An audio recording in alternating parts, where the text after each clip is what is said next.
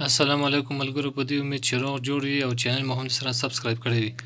ملګرو، تاسو به اکثر لیدلی چې کله یو کس فیسبوک ته راشي، یعنې فیسبوک خلاص کړي، هغه کوم ویډیو ورته ډېره ښه ولګي، ویډیو خو پرله پسې راځي، نو هغه نه ډېر وخت ضایع کېږي په دې فیسبوک باندې. اکثره خلک خو داسې دي چې هغه ځان ته ټایمر په ټایم کې یا الارم ځان ته ولګوي چې زه څومره وخت تېروم فیسبوک باندې، چې هغه ورته پته ولګي چې زیات وخت یې تېر نه شي. یا هم کله چې کوم پوسټ ورته ډېر زیات جالب ښکاره شي، هغې لیکلو باندې شروع کړي، نو ډېر زیات وخت یې ضایع کېږي.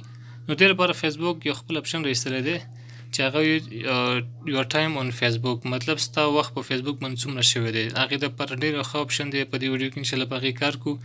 کیدای شي اوس ماته په دې کې دا الارم رام کې دا دی، دا ریمایندر یې ماته راکړی، ستا 1 ګنټه او 15 منټه وخت په دې باندې تېر کړی دی. که غواړې ایډیټ یې کړې، مطلب نور هم زیاتولی شي، او که نه غواړې چې دا بس شي، نو هغه اوکې کړه.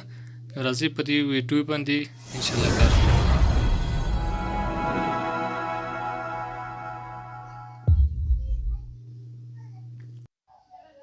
نو راشئ فیسبوک ته، فیسبوک نه بعد راشئ سیټینګ ته، او د هغې نه بعد راشئ سیټینګ اینډ پرایوسي ته. پرایوسي ته چې رالئ، دې نه بعد راشئ یور ټایم اون فیسبوک، مطلب تا څومره وخت فیسبوک باندې تېر کړی. د ټولې هفتې تا ته معلومات ښیي چې تا په کومه ورځ څومره وخت تېر کړی، او د ټول اوسط هم درته ښیي چې مطلب ټول ورځو کې چې هغه اوسط یې وباسي، نو 1 ګنټه او 30 منټه تا په فیسبوک باندې تېر کړي دي. ته دې ته اوس خپل حساب یې کولی شي چې په کومه ورځ زیات تېر کړی، په کومه ورځ کم. او که ته غواړې تا ته یو ریمایندر درکړي چې مطلب ته کله وخت ورته وښیي، زه ورته فرضاً اوس وایم چې 10 منټه بعد یې ماته ریمایندر راکړي. خو که زه اوس ورکړم، دا ماته وایي چې دا سبا ورځ لپاره به دا ریمایندر سیټ کړم، مطلب سبا ورځ لپاره تا که 10 منټه پرې تېر کړي، تا ته به خبر درکړو.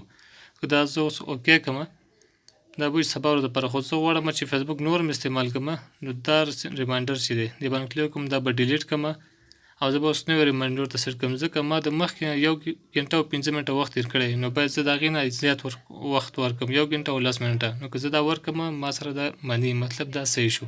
په دې امید چې ویډیو مو خوښه شوې وي. د نورو ویډیوګانو لپاره چینل سبسکرایب کړئ. د الله په امان.